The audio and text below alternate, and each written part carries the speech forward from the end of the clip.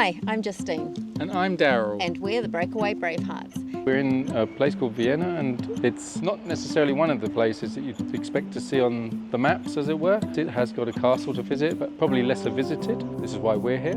The local government has signaged everything so that we know exactly where we are. So watch us get lost. Ooh, wonder what this takes us then. Because now it looks like we're coming to the castle. It's a proper looking castle, isn't it? Yes, and the best point to take a photo over here. Wow. The castle was built by the Almohades. Okay. Almohades was people that came from North Africa. But later, the King James I conquered all the castle. Exactly. Yeah, conquista. The conquista. And this neighborhood was the Rabal. This is the reason you can see narrow streets. Absolutely. Really so twisty and narrow. And it's curious because you can see all houses of poor people. This is where the poor people It's live. incredible, but inside live people in the past. No.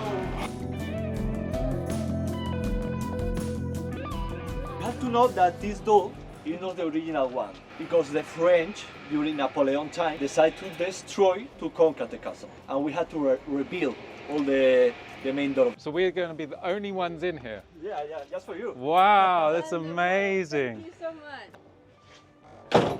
So you see, this is the benefits of coming off season, because we literally have the castle to ourselves. How amazing is that?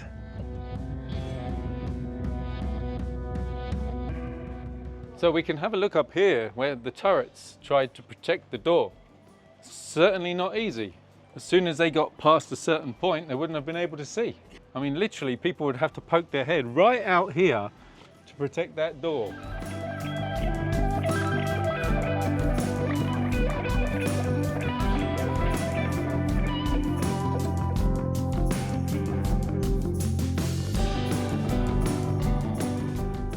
The keep, standing at 30 meters in height, with 4 floors that contained the main quarters of the fortress.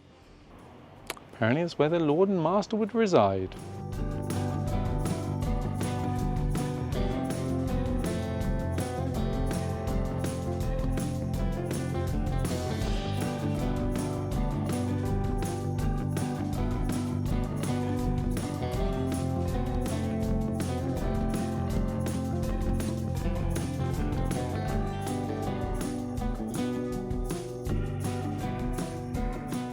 Ah, wow, look at this. This is cool, yeah?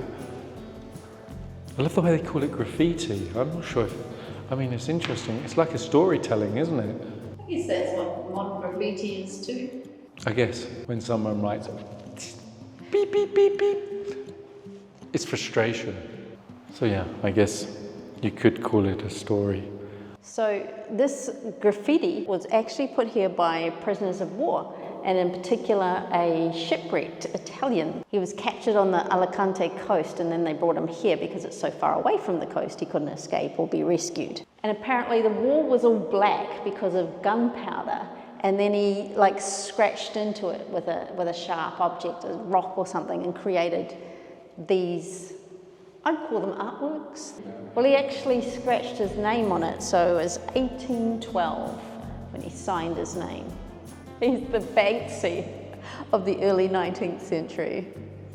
But it was not just him. Apparently there's a whole bunch of prisoners of war that were held in this room, and they added as they went along. It's amazing how walls can tell so many stories. Here's the modern version. This is apparently a canopy here to the patron saint of Vienna, Virgin of the Virtues. Wait, it says, and successor of the Virgin of Snow. So what happened to her? Was she no longer snowy white? Couldn't hold her post any longer. So whose story's being told here? Well, I'm quite interested in this lady here. She is the Infanta of Aragon. When she was born, she was kind of a bargaining chip. Her marriage was arranged when she was 3 years old. At the age of 6, she was transferred here to this castle where she was confined so that her marriage could be celebrated at the age of 12. At the time, her husband was 30 years old. She named her first daughter the one with the miserable fate, which probably wasn't doing her daughter any favours. Her daughter was then married when she was 9 and then locked up at the age of 11 and died at the age of 27. It does actually say here that widows or maidens may not be given to a husband against their will by any powerful man, and that whoever kidnaps or forces a woman in the town will die on that spot. But maybe it doesn't apply to the wealthy.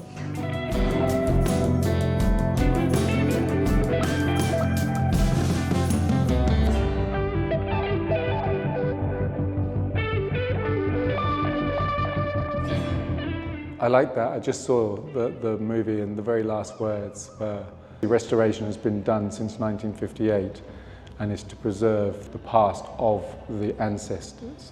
Enrique de Villena gained fame as a sorcerer for his studies in mathematics, philosophy and astrology. It's amazing how things have moved forward and how we view these professions these days compared. Once upon a time, you would have been known as a sorcerer. We're at an altitude of 730 meters.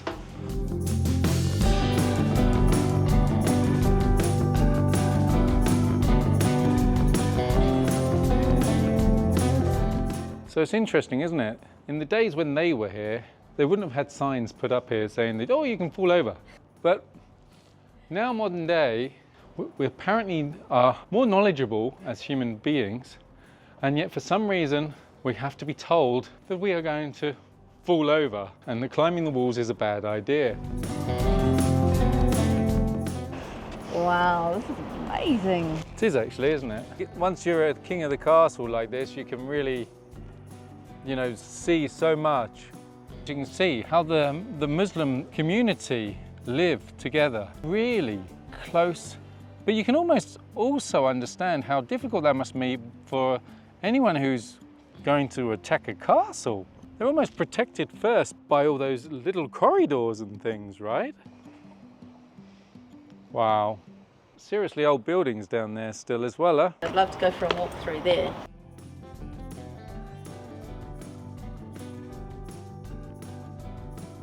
Okay, so of course it's not going to be wheelchair accessible. You can kind of understand that's going to be. Something you might notice, because we are on our own in this place, out of season, certain access points we're not able to go to. I think it's really nice to see a proper looking castle and how it would have been utilised. And the stories it's got about its prisoners is really, really interesting. The fact that we had the castle pretty much to ourselves was fabulous. €3 entry fee. Again, another chance to learn something, another chance to experience something that you perhaps wouldn't experience. A lot of these little Spanish towns share that history of Islamic and Christian reconquering. And so if you have a look at our videos on Lorca or of Cartagena, you'll see that development of the history of Spain.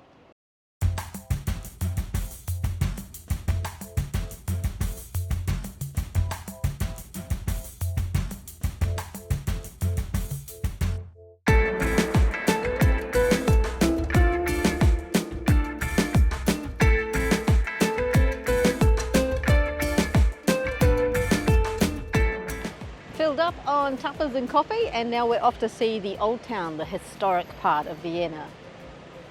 The Centro Histórico is here. So we've actually got to go this way, right? Wow, maybe this has been recognised as quite an unsafe corner, because you can see there's a lot of cracking going on. Damn, you wouldn't want to be taking a... So we've kind of come through the back streets and we're getting quite a different view of Vienna. This is obviously the area that's under development. This almost looks like it has been abandoned at some stage. No idea. Given the recent storms, perhaps there was some kind of natural disaster here that caused people to abandon their homes. Really don't know. If you have a look down here, you can see that this is, I think, the old town that we could see from the castle, and quite a bit of it has been destroyed.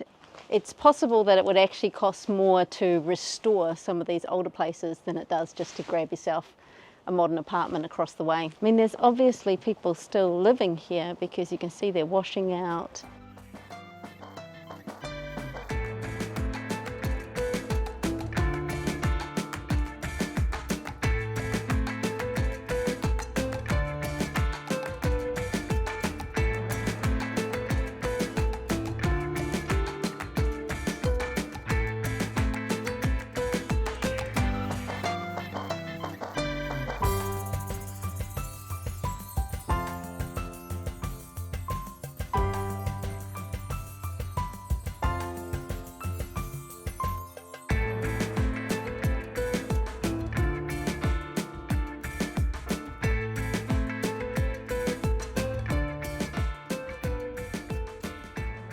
So this is the bull ring of Vienna. It now also houses concerts, etc., but they still do bullfighting here. There are only 8 countries in the world that it's still legal to do bullfighting, and in Spain, sadly, is one of them. Over 250,000 bulls die every year from bullfighting. 35,000 of those die in Spain and in ways which some would call torturous. So I'm not advocating this at all. I'm letting you know it still happens. El pintor de sueños, painter of dreams.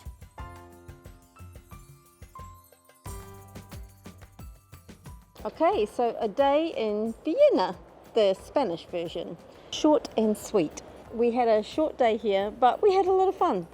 And the reason we had a short day is we didn't do our research, so we just spontaneously sort of popped in, and there wasn't a lot open. There are quite a few museums here with all different types of history, so next time I think we'd plan in advance and make sure we get to those. But we did get to see the castle, which was fabulous. Obviously the person that we met at the tourist office was very, very kind, also actually had quite a high level of English and was able to make a few explanations. Thank you very much. The castle was full of information, which I found really interesting because you got to learn more about life at the castle, who lived there and what was going on for them. And of course I love being the king of the castle, going up to the top there and trying to imagine just the landscape as it was, and you actually got to see the old town and it's still there, and that was pretty exciting, to be honest with you. The old town was really interesting. It's kind of falling down in parts, it's in disarray, if that's the word. It's an old town. It's an old town, but I actually really liked it. I liked the atmosphere and the vibe. Of course, another amazing thing is here we are in sort of like November, beginning of November, and it's been 22 degrees. And I've had to change into my shorts because it's just so fabulously warm here.